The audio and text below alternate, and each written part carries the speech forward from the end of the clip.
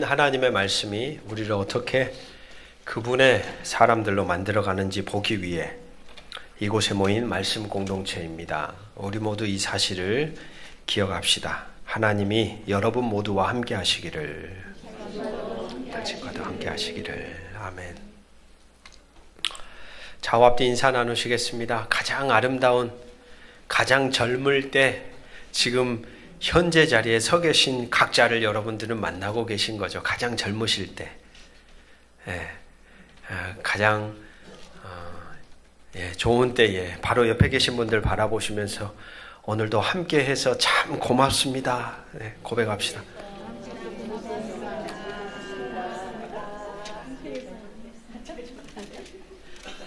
얼굴이 좀 뚱뚱 부으셨어도 지금이 가장 젊으실 때입니다. 가장 젊을 때. 여러분, 인생은 선물입니다. 선물이에요. 그냥 주어진 인생이 아니라 하나님이 하나님의 섭리 속에 우리에게 삶을 허락하신 거예요. 어떤 이들에게는 오늘이 마지막이 되는 자리들도 있잖아요. 그걸 생각한다면 내게 주어진 순간순간을, 그러면 그걸 주신 분의 어떤 뜻을 따라 내가 어떻게 응답할까?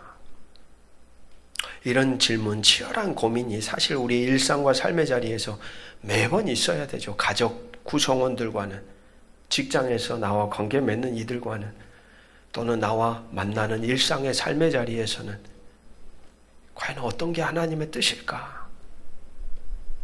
이런 치열한 고민이 저와 여러분에게 있어야 하는 것이겠죠. 우리는 한 달 내내 1월 여호수아라는 거대한 배를 타고 왔습니다. 그리고 이제 2월 달에는 여호수아가 거의 끝나고 나면 누가복음이라는 또 말씀의 배 안에 같이 또 이렇게 머물러서 쭉 인생을 항해하는 여정을 들어가게 될 겁니다. 우리는 보았죠. 여호수아 13장부터 19장까지 땅 분배의 이야기의 현장. 같은 세력을 가진 어마어마한 지파였지만 대조를 이루면서 갈렙이라는 한 용맹스러운 한 사람의 거룩한 배짱을 보았죠. 노년에 이르러서도 하나님을 향한 그 용기, 믿음, 신뢰를 끊지 않고 그 거대한 산지를 나에게 달라. 그와는 아주 대조적으로 자기들에게 허락하신 하나님의 큰 복을 누리고 있었음에도 그 특권을 누리려고 요구했던 요셉 지파의 요구를 또한 보았습니다. 그리고 이들 지파와는 아주 다르게 남겨진 나머지 지파들. 분명히 하나님이 땅을 주셨는데 땅을 정복하러 들어가질 않고 계속 팔짱을 끼고 가만히 관망하고 있었던 나머지 지파를 우리는 보았죠. 여러분, 진짜 믿음이란 무엇일까 질문해 봅니다. 진짜 믿음은 무엇일까요? 하나님께 다 맡기고서 다 그분이 알아서 하겠지 하며 아무것도 하지 않고 기다리는 것이 믿음은 아니죠. 믿음이란 무엇이냐면 하나님은 하나님의 역할을 하시고 우리 자신은 하나님의 뜻을 따라 존재를 다해 감당할 몫을 감당하는 것이 믿음입니다. 하나님은 하나님의 역할, 몫을 하시고 우리는 그분의 뜻을 깨닫고 우리가 해야 할 것들을 능동적이면서도 주체적으로 응답하며 반응하는 것이 진짜 믿음이에요. 그러한 연합 속에 성경은 자주 우리에게 보여줍니다. 하나님의 나라가 세워지고 하나님의 주권과 통치가 나타난다. 그 현장을 우리에게 보여주는 것입니다. 모든 땅 분배가 정복, 그리고 분배, 그리고 나머지 20장부터 24장까지는 여호수아서의 이제 마지막 결론 부분이라고 할 수 있습니다. 한 주간 우리는 말씀을 읽으면서 도피성이라는 한 단어를 보았죠. 실수로 사람을 죽인 겁니다. 도끼질을 하는데 도끼 날이 갑자기 뒤로 툭 튕겨나가서 사람을 때린 거예요. 그 사람이 죽었어요. 여러분, 그렇게 죽었으면 그 사람은 어떻게 해야 할까요? 이 살인자는 어떻게 해야 합니까? 놀랍게도 성경은 그런 사람들이, 의도하지 않았던 사람들이 저지른 그 행동을 또 다른 생명을 잃어가는 것을 막기 위해 너 그때 도피성으로 도망쳐라는 거예요. 이 도피성이라는 단어를 우리는 보면서 생각하게 됩니다. 오늘 우리가 살아가는 시대를 보면 어떤 실수도 용납되지 않는 세상을 우리는 살고 있죠. 의도적인 것은 악한 게 맞습니다. 하지만 의도하지 않는 모습들도 많거든요. 정말 몰라서 그러는 경우도 있거든요. 그런데 이 모든 것을 우리는 다 하나로 구분해서 처리해버리는 경우들이 너무 많아요. 오히려 섬세하게 구분해야 될 필요가 있는 것이죠. 도피성은 우리에게 말해줍니다. 어떤 실수도 용납하지 않은 세상을 향해 좀 더 넓은 마음과 넓은 이해와 넓은 연결, 사랑으로 연약한 존재인 사람을 같이 한번 고백해 봅시다. 품어줄 것을 요청합니다. 왜입니까? 사람은 실수하는 존재입니다. 사람은 연약합니다. 사람은 누군가의 사랑으로 또한 새로운 존재로 변할 수 있는 존재이죠.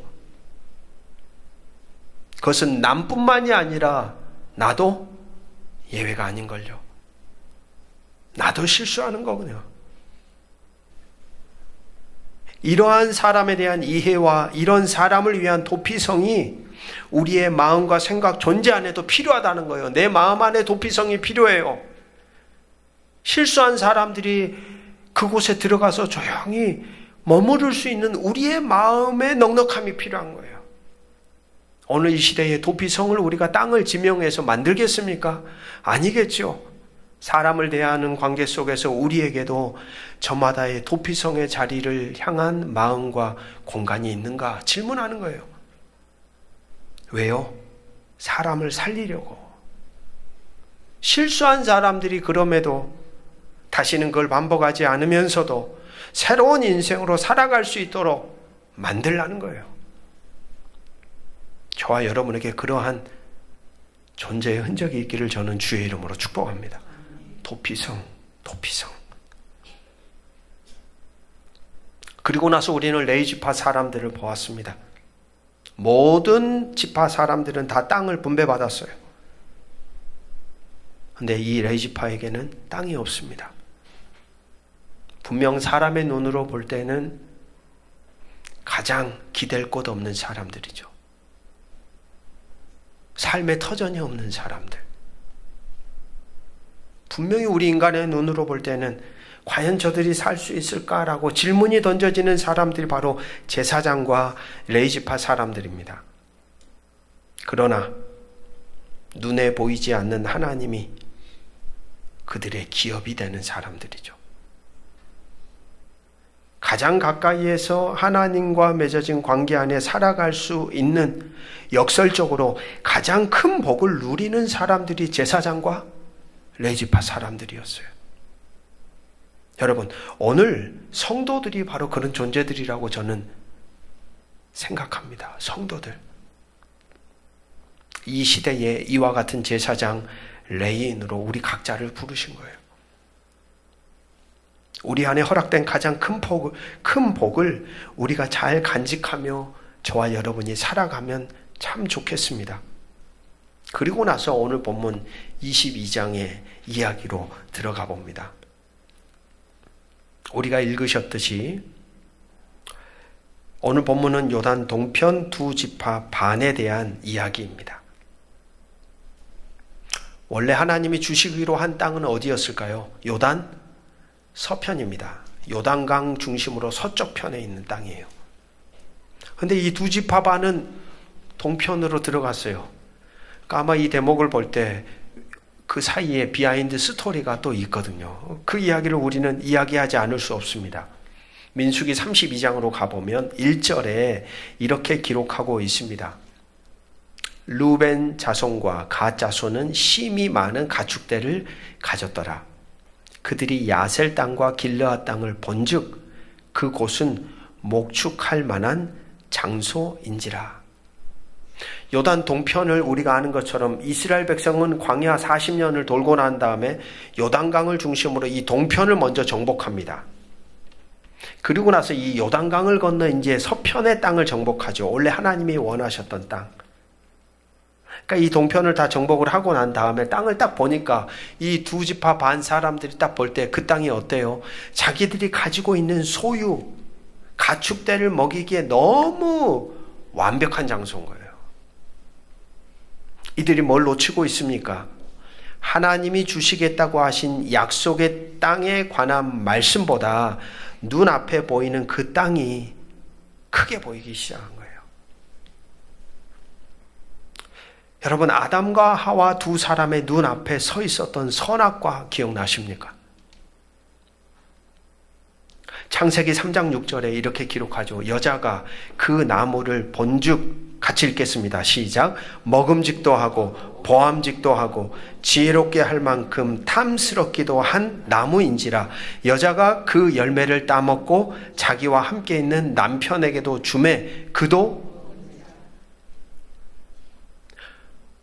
보기 전에 분명히 하나님이 아담과 하와에게 먼저 허락했던 게 무엇인가요? 먹지 말라는 말씀이에요. 금기의 명령이에요. 그런데 하나님이 약속하셨던, 하나님이 말씀해 주셨던 그 말씀보다 눈앞에 보이는 선악과를 향한 본능이 뱀의 유혹을 통해 이 여자 안에 불이 붙기 시작한 거예요. 본능이 우선적으로 작동하게 되어 있습니다. 누가요? 사람은. 잡아주는 제어장치가 없으면 자연스럽게 인간이라는 존재는 그냥 딱 내버려두면 본능을 따라, 익숙함을 따라, 이전의 것을 따라 움직일 수밖에 없어요. 그게 사람이에요.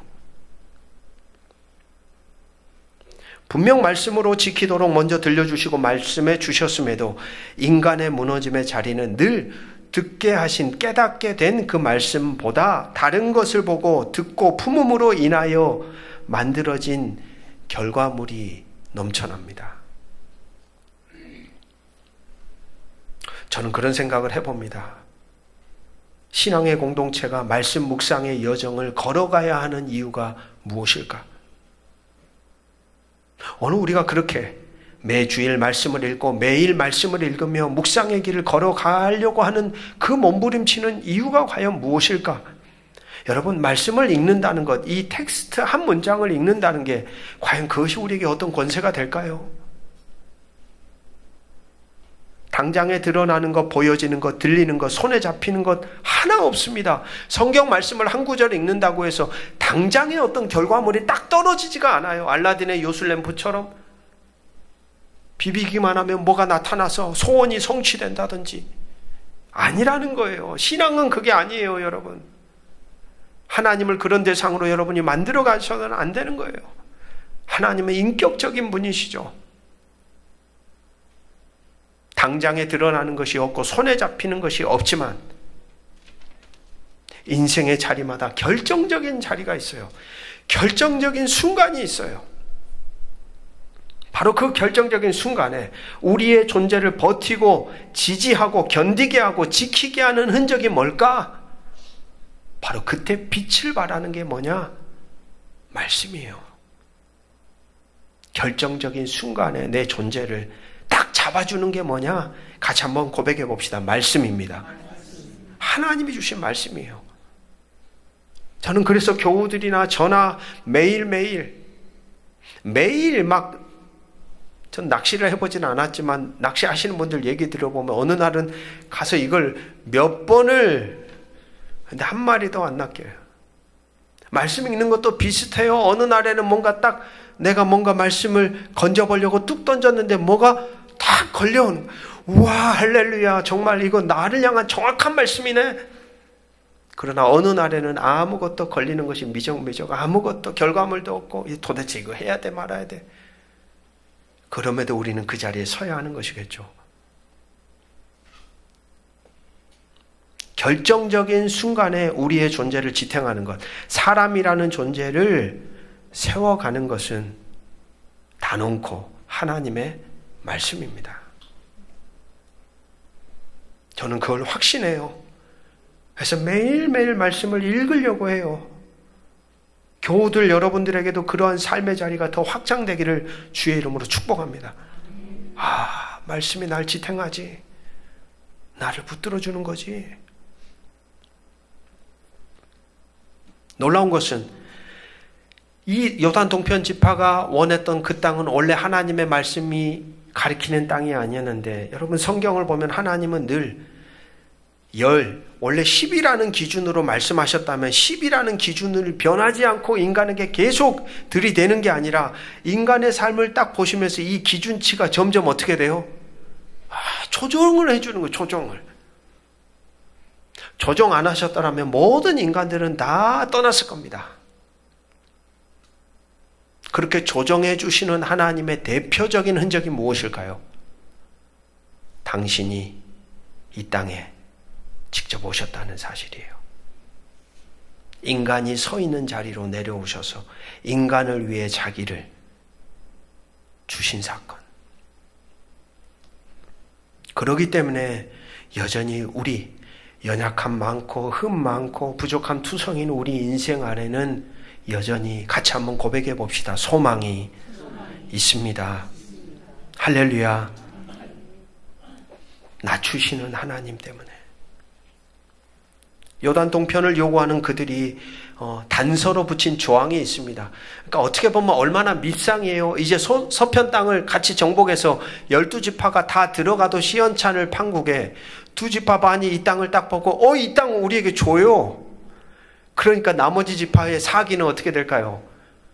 뭐야 쟤네들, 이런 느낌이죠. 자기들 땅 이제 다 딱 선택하고 손 떼겠다는 말이야. 그래서 단서로 붙인 조항이 민수기 32장 17절에서 19절입니다. 우리는 무장하고 이스라엘 자손을 그곳으로 인도하기까지 그들의 어디서 가고?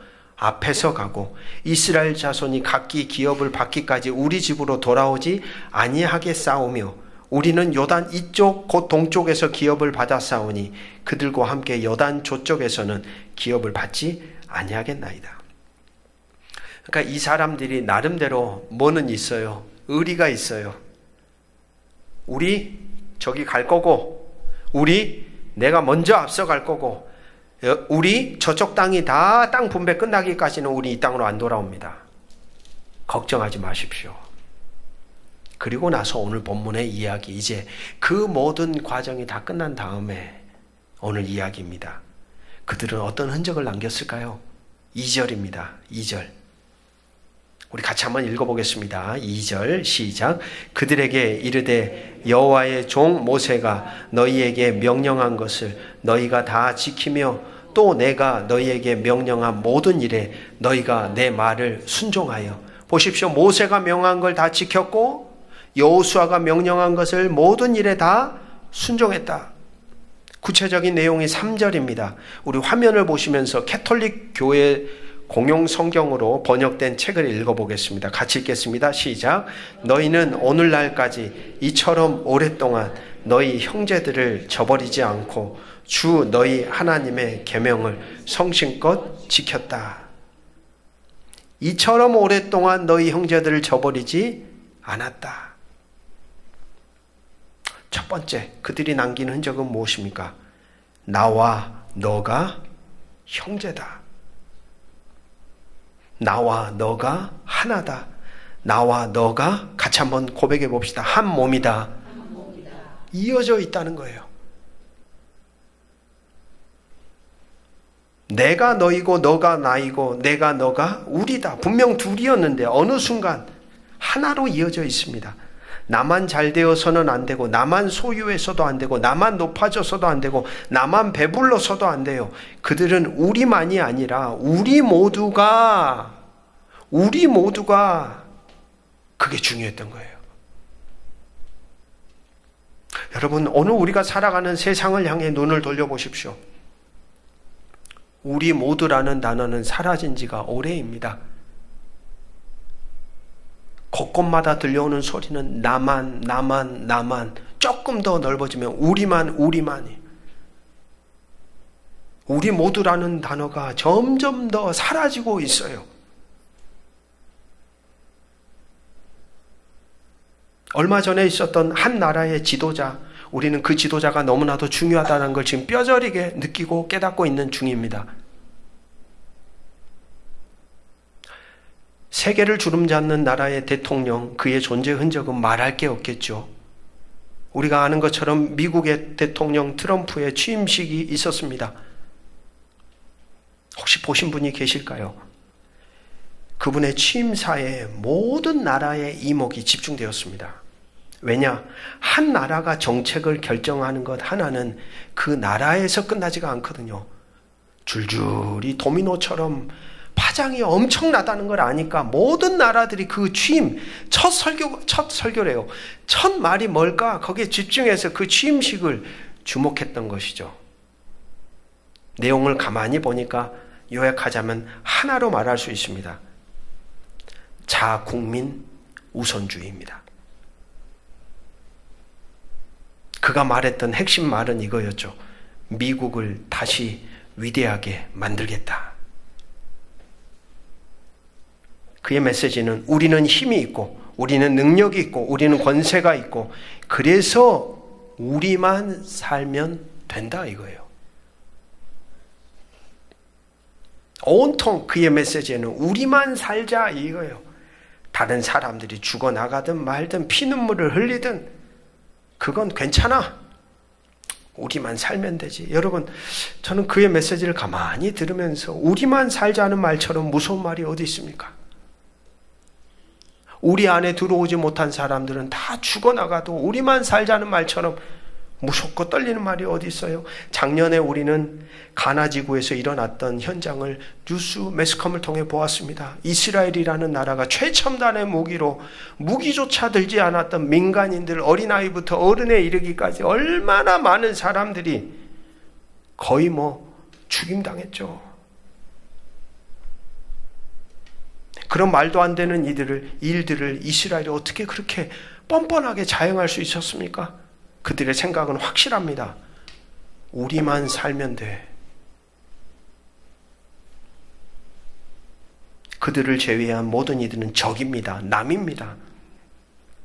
우리는 그 비참한 현장을 작년에 보았고 아직도 수습되지 않는 그 흔적을 지금 끌어안고 있습니다. 그런데 이제 가장 큰 나라, 가장 힘이 있다고 하는 나라가 고작 한다는 말이 자신들은 위대하다. 우리만을 위한 나라를 만들겠다. 라고 말하니 참 마음 한켠이 씁쓸해지는 거죠. 제가 너무 이상주의자였을까요? 제가 너무 순수한 것입니까?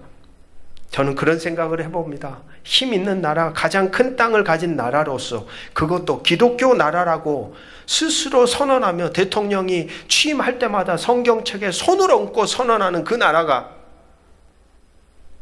성경의 가르침을 따라 그야말로 거룩한 나라로서의 거룩한 책임을 다하는 선언을 할 수는 없었을까? 전쟁이 일어나는 자리에 우리가 다리를 놓고 평화가 오게 하겠습니다라는 선언. 모두가 다 연결되어 있음을 인정하고 하나님이 원래 한 뿌리에서 우리를 생겨나게 했음을 인정하고 끊어진 자리 거기에 다시 다리를 놓고 연결되고 이어지고 서로가 하나 되는 거룩한 행보를 취하는 나라가 된다면 얼마나 좋을까? 그러나 그의 취임사는 이미 미국 안에 들어와 살고 있는 이들 그리고 미국 밖에 살고 있는 모든 이들에게 불안과 두려움을 가져다주는 선전포고가 되었습니다. 벌써 지금 미국 안에 있는 사람들이 두려움에 떨고 있어요. 어떻게 될까?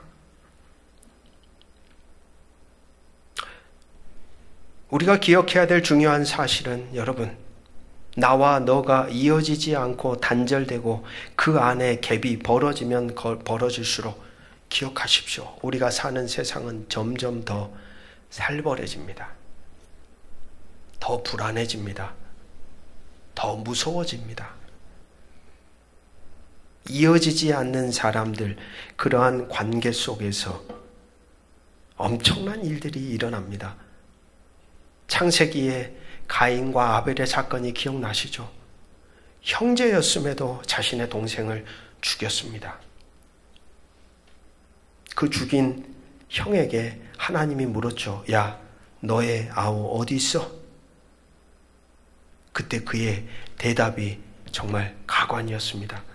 하나님, 내가 내 아우를 지키는 자입니까? 동생과 맺어진 가족 관계조차도 단절되고 끊어져 버리니까 자신이 죽여놓고도 양심의 가책을 느끼지 못하는 상태까지 이르는 인간의 실존을 보여주는 거죠. 여러분, 끊어진다는 건, 이어지지 않는다는 것은 이처럼 무서운 일입니다. 우리 같이 한번 선언해 봅시다. 서로 이어질 때 안전합니다.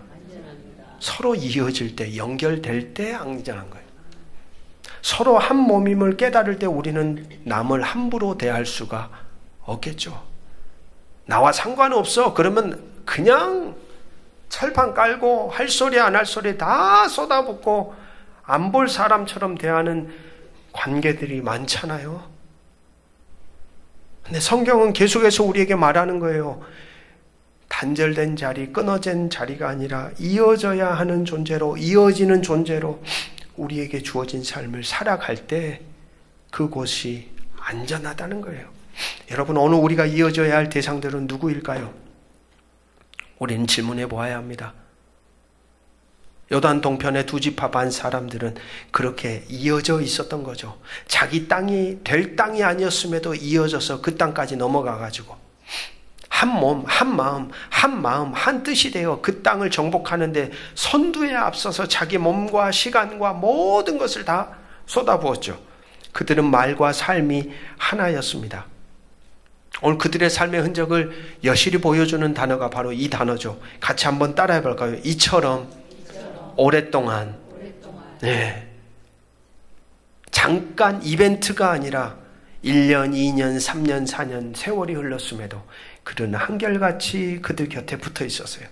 사랑하는 성도 여러분, 흘러가는 시간 속에서 한결같은 존재로 새겨지는 삶보다 강력한 메시지가 어디에 있습니까? 시간이 흘러도 늘 한결같이 좋은 마음을 품고 그 자리에 자기 존재를 지키며 살아가는 것처럼 강력한 메시지가 어디 있습니까? 오늘 우리가 살아가는 시대를 보십시오. 말은 넘쳐납니다.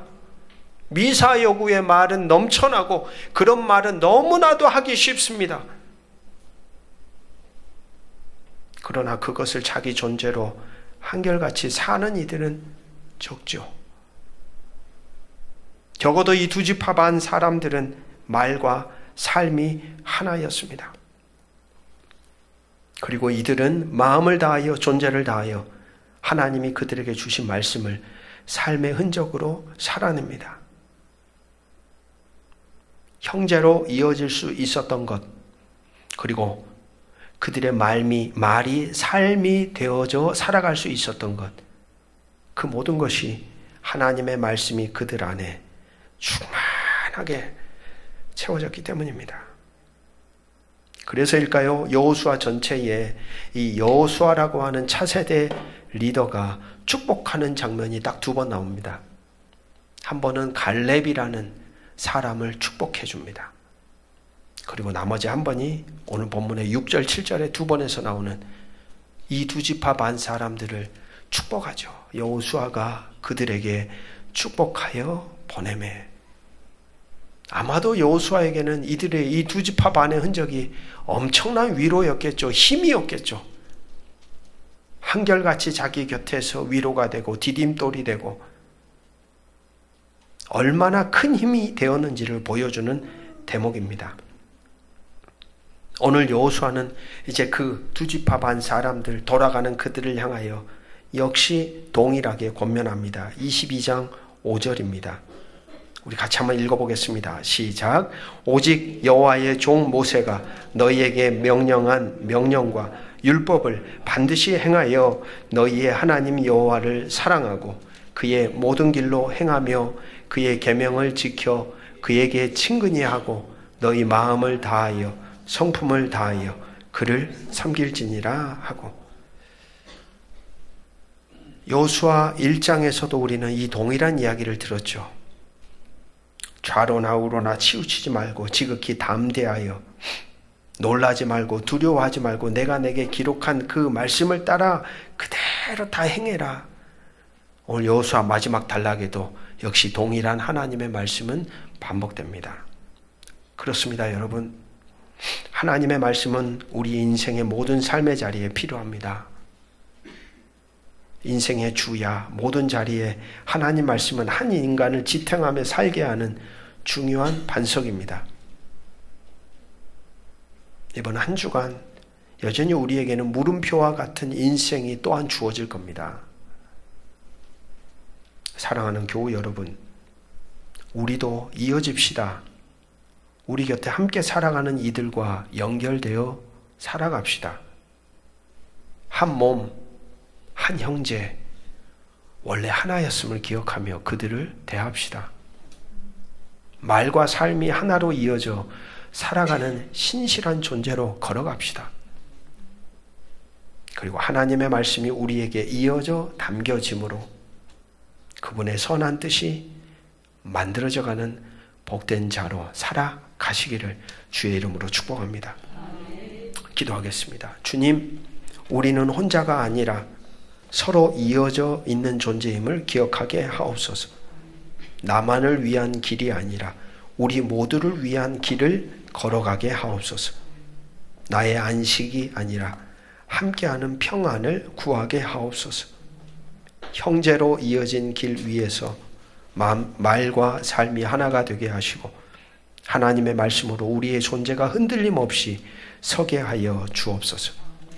주님이 우리를 잇듯이 우리도 곁에 있는 사람들과 이어지게 하소서. 끊어진 자리마다 다리를 놓고 무너진 마음마다 사랑을 놓게 하소서. 그리하여 우리가 선 자리마다 하나님의 나라가 이어지고 믿음의 길이 계속되게 하여 주시기를 주 예수 그리스도의 이름으로 간절히 기도합니다. 아멘. 우리 말씀